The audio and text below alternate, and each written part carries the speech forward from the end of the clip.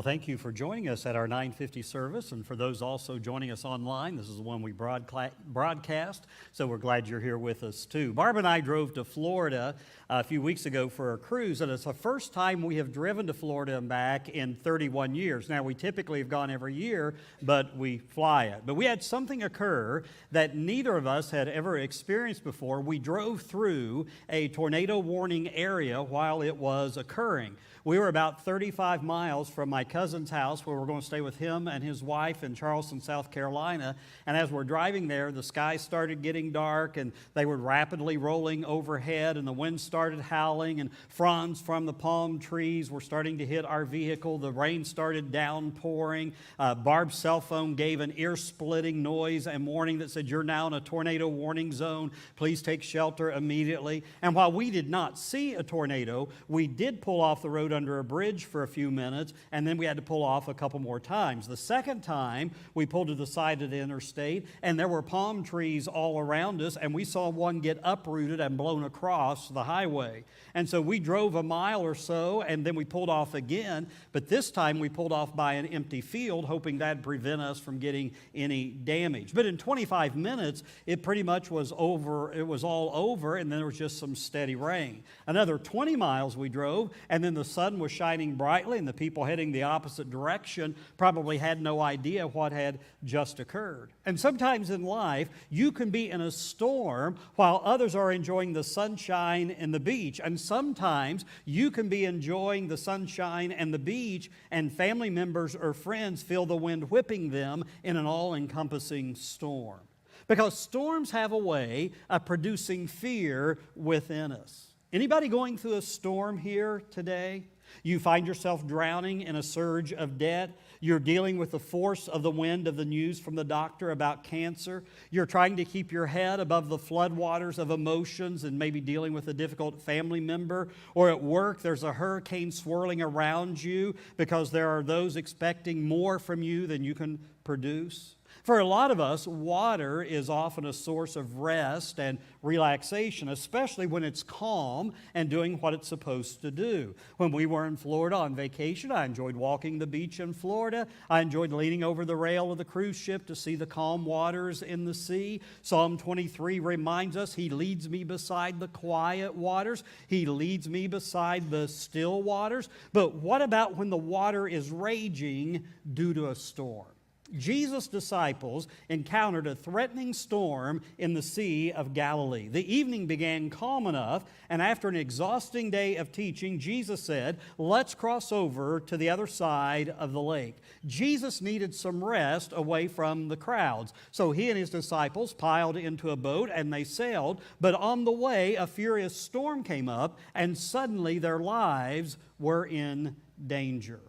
A man named John went sailing with a friend on a large lake, and the skies were blue and the wind was gentle and everything felt peaceful. But within an hour, the weather changed dramatically. Dark clouds started rolling in. The wind started howling. The waves began thrashing the small boat. John had never faced a storm like this on the water before, but his friend who owned the sailboat remained calm, and he moved with great experience. He anchored the boat, he adjusted the sails, and John asked him, "How are you so calm right now?" And his friend said, "Because I have been through storms before, and I have learned the anchor always holds." The Sea of Galilee is notorious for ferocious, unpredictable storms. It's located about 600 feet below sea level. It is surrounded by mountains. The topography acts like a giant funnel drawing cold air and creating instant storms as the cool air from the mountains blasts unexpectedly into the sea. And this storm occurs when Jesus was having one of his busiest days. It's considered to be the second most exhausting day that Christ ever experienced on earth, second only to Good Friday, the day he was on the cross. Jesus had just performed a number of miracles. He is with crowds of people. He shared one of his longest parables. The people are sapping him of his energy. He is literally physically exhausted. Have you ever noticed? Storms don't come when you have time for them, do they? Storms don't come when you feel like you can handle them, do they? They come when you are tired. They come when you are worn out. They come when you are already on edge. They come when you don't need anything else on your plate. Jesus is the master. He's the master of handling both difficult situations and difficult people. And I want us to see this morning 3 transitions that took place on this very busy day in the life of Jesus. As we talk about magnify God's care, Jesus calmed the storm. We're going through on Sunday mornings right now the lessons that we're going to be using in VBS with our children and our youth the week of July 27th. And this is one of the lessons, Jesus calmed the storm. I want you to turn to Mark chapter 4, beginning with verse 35, or pull that up on your phone, Mark 4, beginning at verse 35, and let's notice the very first transition that occurred on this busy day in the life of Jesus as it went from calm to chaos. That day when evening came, he said to his disciples, "Let us go over to the other side." Leaving the crowd behind, they took him along just as he was in the boat. There were also other boats with him. A furious squall came up, and the waves broke over the boat so that it was nearly swamped. Jesus was in the stern, sleeping on a cushion. The disciples woke him and said to him, "Teacher, don't you care if we drown?" He got up, rebuked the wind, and said to the waves, "Quiet, be still." Then the wind died down and was completely calm. He said to his disciples, "Why are you so afraid? Do you still have no faith?"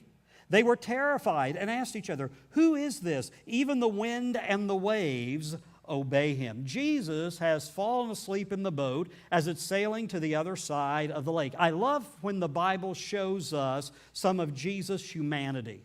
You remember Jesus needed to eat just like we do. He needed to get something to drink. He needed to sleep just like any of his disciples. He was tired.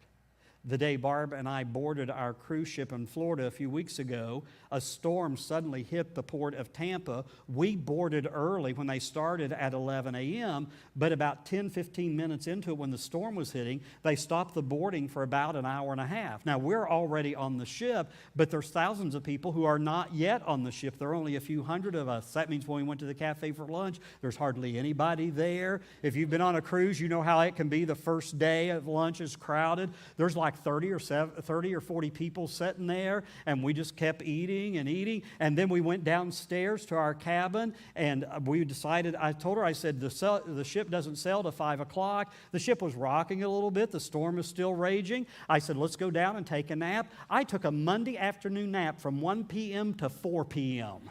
I slept for 3 solid hours. Hey, when you're frugal like I am and you buy the cheapest cabin, you're way down deep in the deck of the ship. You're way down deep in there. It doesn't bother you. Jesus already gave the disciples the final destination. We're going to the other side of the lake. And he promised them they would get there. But this sudden storm must have hit with such great intensity because it even frightened these disciples who had been fishermen all their lives. They were used to being on the water. They're afraid, but Jesus is sound asleep. And the disciples were so frightened that they awoke Jesus and they begged for him to rescue them. Their problem wasn't just the storm around them, it was their unbelief that was inside of them.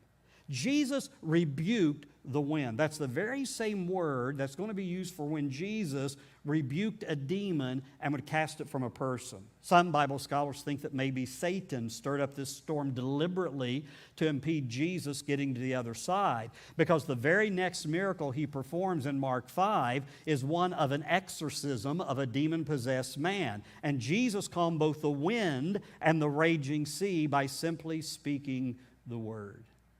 You remember when you were little and a storm would start brewing, you would hear the thunder and maybe see some bolts of lightning, and you'd run into a room where your parents were so you could feel protected. You might be running in the middle of the night into their bedroom, and they wake up and ask, "What are you doing?" And you're like, "I'm sleeping with you tonight." And here's the very first application I want you to take home. It is this: every person experiences storms, even those who travel with Jesus. Every person experiences storms, even those who travel with Jesus. This storm came impartially. Having Jesus in their boat did not exempt the disciples from being battered by a serious squall. Maybe you remember the story of Jonah in the Old Testament. You remember how the ship he was on ran into a severe storm, but the reason it ran into a storm is because the prophet Jonah was being disobedient and he was running away from God, and when the sailors finally threw him overboard, the storm subsided. But this storm in which the disciples of Jesus found themselves was not because of any disobedience. In fact, it was Jesus who suggested that they cross over to the other side. They were doing exactly what the Lord asked them to do, and yet they got into temporary difficulty. Having Jesus in your boat does not mean exemption from problems or tragedies or storms. Matthew 5:45, Jesus said, He causes His sun to rise on the evil and the good, sends rain on the righteous and the unrighteous. At the very end of the Sermon on the Mount, Jesus told of two men who built houses, one built on a solid rock foundation and the other on the sand, and a horrendous storm hit both those houses. And the man who built wisely and whom Jesus commended, he was not exempt from the storm. The difference was the foundation which saved his house. It was built on the rock, while the other one collapsed from being built on the sand. There are some of you in this room who know that in one brief moment, you can get a text, a call, an email that not only changes the trajectory of your day, but maybe the trajectory of your life. My wife's oldest sister collapsed in late January at a rehab center where she was visiting their aunt, and 1 week later, Barb's sister was gone. She had suffered a massive cerebral hemorrhage, and she never regained consciousness. What was calm yesterday can become complete chaos today. And some storms in life are just like a subtle rain shower. We had a car show here yesterday on our parking lot. There were a couple little rain showers that popped up, and they weren't much anything. Nobody even went inside. They're just little light rain showers, and we get a little bit wet. But sometimes storms can hit with a hurricane force, and they completely change the landscape of our lives like shifting sands. Hurricane Michael came in as a Category 5 that hit the Florida Panhandle in 2018. It was the fourth strongest landfalling hurricane in the contiguous United States as far as wind speed, and it changed the landscape of the coastline. Here are two pictures, a before and an after. You can see before there was a well-defined coastline and highway, and afterwards those are gone, as well as multiple buildings, both residential and commercial, were destroyed. And thankfully, not every storm we encounter in life is of hurricane force, but some of them are. Every person experiences storms, even those who travel with Jesus. Now, I also want you to notice in this passage a second transition that occurred on this busy day in the life of Jesus. It went from panic to peace. From panic to peace. Jesus rebuked the wind, and then He calmed the raging sea. Jesus said, "Quiet. Be still." You know, even after a storm, the sea can still be unsettled for many hours. But the Lord calmed not only the storm, He calmed the aftermath of it. Jesus has the power over nature. Somebody said nature is not His mother. Jesus is the boss. He made the winds and the waves. He created the mountains, the wind, and the seas. And the disciples learned they had the Creator of the universe in their boat, and suddenly that sudden panic that was in their hearts became complete peace. Can you imagine Peter and John holding on for dear life? They're looking out over the side of the boat. They're seeing the water raging, and then suddenly it becomes as slick as glass. And while the Bible does not guarantee that storms will be held off in our lives, it does teach we can have peace in a storm because of knowing Christ. Remember that old chorus, "I've got peace like a river, I've got peace like a river, I've got peace like a river in my soul"? Jesus was awakened. He brought immediate peace to the storm. The disciples did not understand why they were going through a storm, and maybe you don't either. But Jesus Christ can bring you the peace that's needed. Lisa Turkist, in her book, "It's Not Supposed to Be This Way," writes, "Make no mistake, being lulled into a false sense of security is worse than going through the process of suffering." And she goes on to write about how we'll often see a storm coming into our lives and begin thinking that life is unfair, or we begin thinking that God is unjust. But I love the book cover because it has somebody walking upside down. Their life has been turned upside down. See, peace is not the absence of difficulties and problems in life. It's knowing who walks with you through them. Has somebody here today received word that's caused your life to go upside down? Somebody here had a drastic shift and you see waves coming in like right now as a roaring tide. Maybe a spouse died or a parent died. Maybe you have an elderly parent having significant issues, or you have an adult child who's having significant issues, or you've had a family member make a horrible accusation about you, or your finances just totally fell apart, or your job just ended. At a boat rental concession, the manager went to the lake's edge, squinted in the sunlight, and used his megaphone and said, "Boat number 99, your time is up. Please return to the dock." Several minutes passed, but the boat did not return. The manager again used his megaphone and said, "Boat number 99, your time is up. Please return to the dock."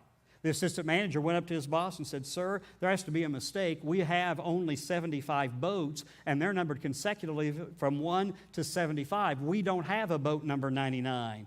And the manager thought for a moment, squinted against the sunlight, and he used his megaphone and said, "Boat number 66, are you in trouble?"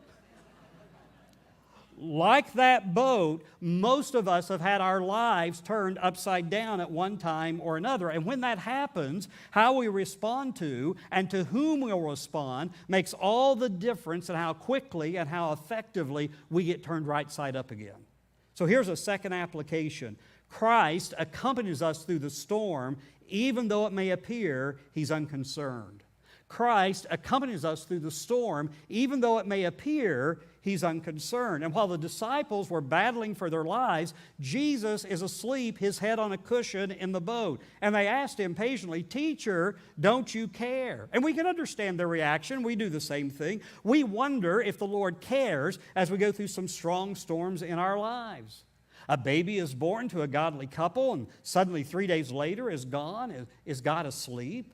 A young Christian father dies unexpectedly or suddenly. His life's taken in an accident, and we wonder, "Lord, are you dozing through my prayers?"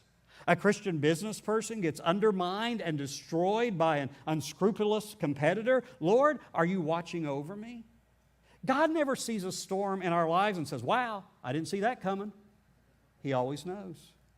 The one in Scripture who probably got hit more by storms in life than anybody else is in the Old Testament is Job. And he's often praised for his faith during the storms. His wealth was stripped from him. He received the horrible news that a windstorm had devastated the house of his oldest son, where all 10 of his children had been attending a party, and tragically, all of them were killed. The pain and the grief were unbearable, and then Job's own health broke. But what did Job say? He said, "Even though the Lord slay me, still I will trust in Him." And Job's wife is often ridiculed for her lack of faith, and she became somewhat bitter. She told her husband, "Why don't you curse God and die?" Now, I think we need to be more sympathetic of Job's wife. Remember, she lost all of her belongings too. Those 10 children that died belonged to her too. She was overwhelmed with grief, and now she is taking care of her husband, who was very righteous, but also was now riddled with disease. No wonder she must have thought, "God, either you don't exist or you don't care." And when thinking of your faith, is it more like Job's, or is it more like his wife's? I suspect a lot of us would have to say our faith is more like his wife's.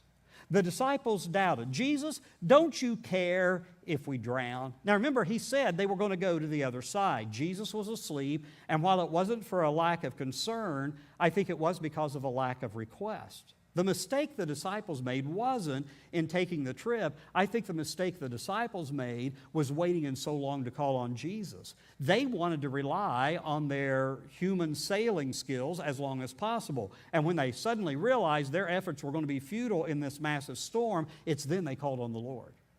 In 1989, Hurricane Hugo, a Category 4 storm, caused a lot of destruction in the Virgin Islands, Puerto Rico, and particularly along the South Carolina coastline where it made landfall.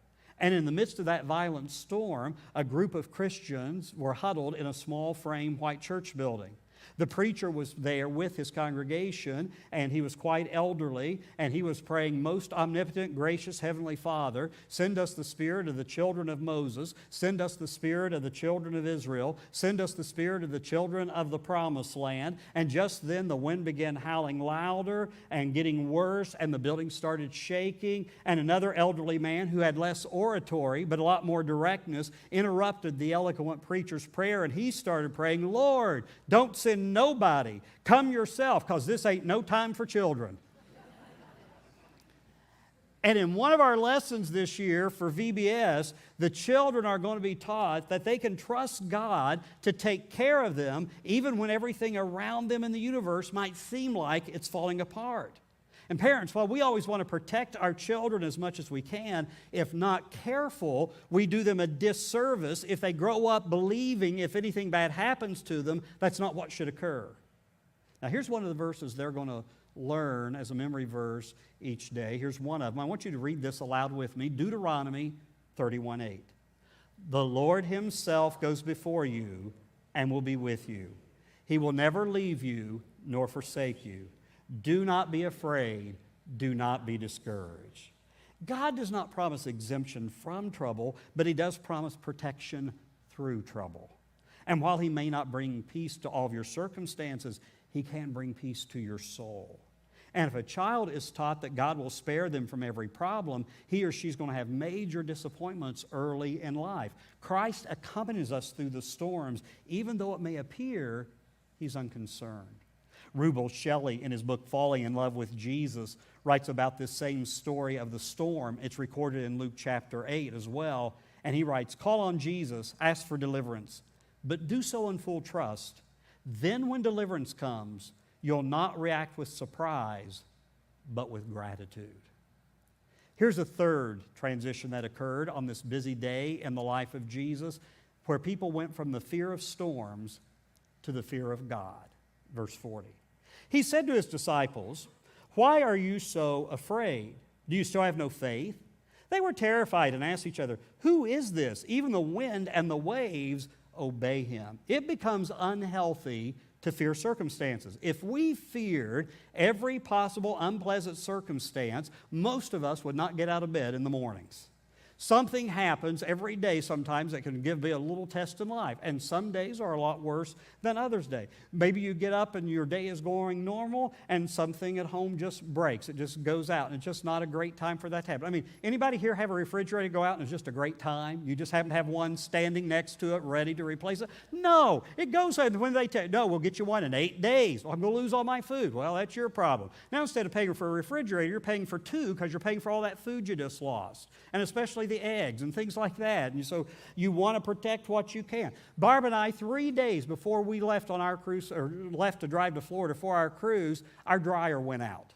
And I called and got the repair people to come, and they're like, it's burned up, you might as well forget it. And they're like, while you're getting a new dryer, you might as well get a new washer. So we said, you know what, we're going to do that. That evening, we went over to Big Sandy and Heath. We bought a brand new washer and dryer. Had it all hooked up within 2 days, the day before we left, all hooked up, all ready to go.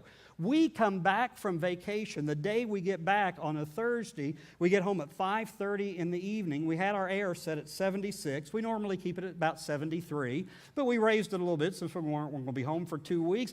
Get in, walk in, it was at 76 degrees. The thermostat still lit up. I told Barb I'm going to reset it down to 73 while we unload so it can cool off. We unloaded the car, threw everything into our bedroom. We said, we'll unpack later. Let's go grab some dinner. We went to Wendy's, came back. It's now 82 in the house, not 73. And we got to looking. The thermostat's not working. There's a smell in the house. We had somebody come look at it. The thermostat wire had burned up because the compressor had burned it up. We had to have a whole new HVAC system installed 3 days after we get back. 3 days before we left, the dryer went out. 3 days we get back, the HVAC. I don't like 3 days, except in the example of Jesus, because He gets out of the grave in 3 days. But for me, 3 days doesn't go so well. And so you get home, something happens, it breaks. Something at work needs immediate attention. A report gets done incorrectly and your boss wants you to correct it. Or something happens later on in the day. You get a call, an adult child's in a fender bender. Several years ago, we opened the Broad Street entrance, but before the turn lane was added, there was an accident about 8:30 on a Wednesday morning, and I remember the accident because I was the one who was in it. Because a car behind me was blinded by the sun, and they did not see that I had on my turn signal to turn right, and the driver behind me didn't slow down, but I had to slow down to make the turn. And just right as I was getting ready to make the turn, I looked in my rearview mirror, and I saw what was going to happen, that I was going to get plowed in the back end of the car, and I accelerated as fast as I could, but it was too late. Now, if that alone would have scared me badly enough, I wouldn't show up at work any mornings. But Jesus chastised the disciples because their fear was based on a lack of faith. It wasn't a fear of God, it was a fear of their circumstances. The storm was swirling around them, but right there in the boat with them was Jesus. The problem was their initial controlling factor was fear. But the more we fear and love the Creator, the less we fear and dread circumstances and problems we face. The more we love and fear the Creator, the less we fear and dread the circumstances and the problems we face, because then we begin developing an eternal mindset and we get a healthy respect of who God is. I love that adage that reads, instead of saying, God, here is my problem, say, problem, here is my God. And that's exactly what the disciples should have done. So here's the final application. Maturing comes by enduring the storms, even though we'd prefer an exemption. Maturing comes by enduring the storms, even though we'd prefer an exemption. Somebody sent me this meme a couple of weeks ago. Salesman says, this car seats up to 6 people without any problems. Customer said, I don't think I know 6 people without any problems. I don't know of many people who have exemptions from difficulties in life. The National Severe Storms Laboratory, a division of NOAA, provides in their educational materials about the benefits of lightning. Thunderstorms and lightning are part of the Earth's global electric circuit. The thunderstorms and the electrified clouds are like batteries that cause the Earth to have negative charge and the atmosphere to have positive charge. Lightning is what transfers negative charges back to the Earth. But without it, the Earth-atmosphere balance would disappear in 5 minutes. The Earth is hit on an average day with 100,000 volts of lightning, and each one can be up to 1 billion volts. It's one of the ways nitrogen is taken from the air and put back into the soil. The storms that actually frighten us also provide for us and protect us. The storms we dread in life can also strengthen us. When the ordeal on the lake was over, the disciples were more aware of the deity of Jesus. They would remember this incident and be strengthened by it for the rest of their lives. The Lord's brother wrote in James chapter 1, verses 2 through 4, consider it pure joy, my brothers and sisters, whenever you face trials of many kinds, because you know that the testing of your faith produces perseverance. Let perseverance finish its work so that you may be mature and complete, not lacking anything. Most of us mature more through a stormy night than we do in 6 months of ordinary living. But trials don't automatically produce maturity. Sometimes they produce anxiety. And the difference in faith is Jesus Christ. If our faith is shallow, the storms are going to expose our weakness and can destroy us. But if our faith is solid and deep, the storms will reveal our trust and help strengthen us. The late Joseph Bailey wrote several books. One of his books was The View from a Hearse. He wrote that book after losing his 3rd child out of the 7 he and his wife had. Bailey suggests that we can't always properly label our experiences while we're going through them. One of his friends that he writes about in his book had a serious heart attack, and for a while it looked like his friend might not make it. But he did get better, and he was strong enough for surgery, and he got a new lease on life. And months later, Joseph Bailey asked his friend about his experience. He said, how did you like your heart attack? Well, he said, it scared me to death almost. He said, would you do it again? No. He said, would you recommend it? Definitely not. He says, does your life mean more to you than it ever did before? He goes, well, yes. He said, you and your wife have always had a beautiful marriage, but now aren't you closer than ever? Oh, yes. How about your granddaughter? Yes. Did I show you her picture? Do you have a new compassion for people? Do you have a better, deeper understanding and sympathy for people? Oh, yes. He said, do you know the Lord in a richer and deeper and fuller fellowship than you've ever realized possible? He goes, yes. He said, then I want to ask you again, how'd you like your heart attack? Silence was his answer. We need to learn from the storms. No one is going to volunteer for difficulty. It would be crazy to cast off in a boat knowing a hurricane is coming. We're not to test God like that. But after the unavoidable storms subside, we should look back and learn from them. Often, we can only see in retrospect what God has done in our lives. And sometimes we don't see God's care until we can look back at it years later. But we're promised, just like Jesus told his disciples that they were going to the other side, we are promised that in all things God works for the good of those who love him. So my question for you this morning is, do you love Jesus and do you depend on him more than you do your circumstances? Do you love Jesus Christ and believe him and his word and depend on him more than you do his circumstances? And so when we dismiss after a time of communion and worship here, I'll be up near the baptistry area if you need to make a decision to follow Christ or to bring membership to our church, to say, I want to follow Jesus Christ and I can believe what his word says. Just like his word to his disciples says, we'll go to the other side. And even though they had to endure some storms, they made it to the other side. And Jesus Christ comes along to us in our lives, and he promises us that we will make it to the other side. That doesn't mean we'll make it through this life without difficulties or struggles or some problems, but we can be promised we're making it to the other side. I want you to get out your communion emblems as we prepare to partake together. The day in the life of Jesus we just talked about, I said earlier, was considered to be the second most exhausting and intense day for Christ on this earth. It was only second to the day of his crucifixion. As the enemies of Jesus were gloating about their victory, the storm clouds started rolling in, and the light turned to darkness, and the day became night. Christian author Max Lucado wrote a devotion entitled, Jesus Faced His Friday. Listen to these words. Everyone struggled on Crucifixion Friday.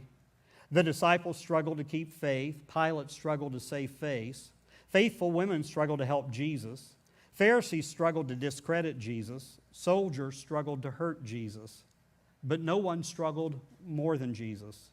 People called him a liar, beat him with sticks, plastered his face with spit. They yanked chunks of flesh from his back with a hook-tipped whip, crucified him naked in front of family and friends. And what few friends were there, when falsely accused, no one defended him. When he stumbled beneath the weight of the cross, no one came to help him. When hung up to die, no one rescued him. How did Jesus endure such an ordeal? Here's how Jesus turned a day of suffering into Good Friday. For the joy set before him, Jesus endured the cross, Hebrews 12:2. Jesus faced his Friday by looking into eternity. By making heaven bigger, his pain became smaller. By making heaven bigger, his pain became smaller. Follow him through Friday and listen to his thoughts. Daybreak, he tells his accusers, the Son of Man will be seated at the right hand of the mighty God. When interrogated by Pilate later in the day, Jesus' mind still lingers in heaven. He says, my kingdom is not of this world to Pilate. He kept lifting his eyes upward, and he told Pilate, you would have no power if it were not given to you from above. Jesus faced his Friday by facing eternity. And we need to learn to do likewise. As heaven grows, our struggles lessen. Let's partake of the Lord's Supper today, reminded of why Jesus came to this world. Let's partake of the bread to remember his body.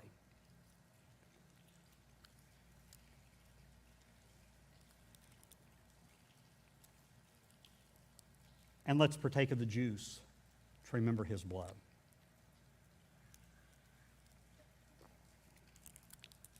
Let's pray together. Father, as we come to you this morning, we are reminded of the hope that we can have in Jesus Christ our Lord, and thankful that when the storms come, he is in the boat with us, and he promises to never leave us nor forsake us, that he provides for us all that we need and all that we can have in this world, and that he promises he'll get us faithfully to the other side. You do not promise us life without struggles. You do not promise us that everything's going to be rosy and sweet every single day, but you promise us that even in the midst of struggles, we can still have hope and we can still have heaven. And sometimes while people go through what seems like a hell on earth, may we always remember there is a heaven in eternity where our hope lies and what can be an anchor for our soul. In the name of Jesus, we pray.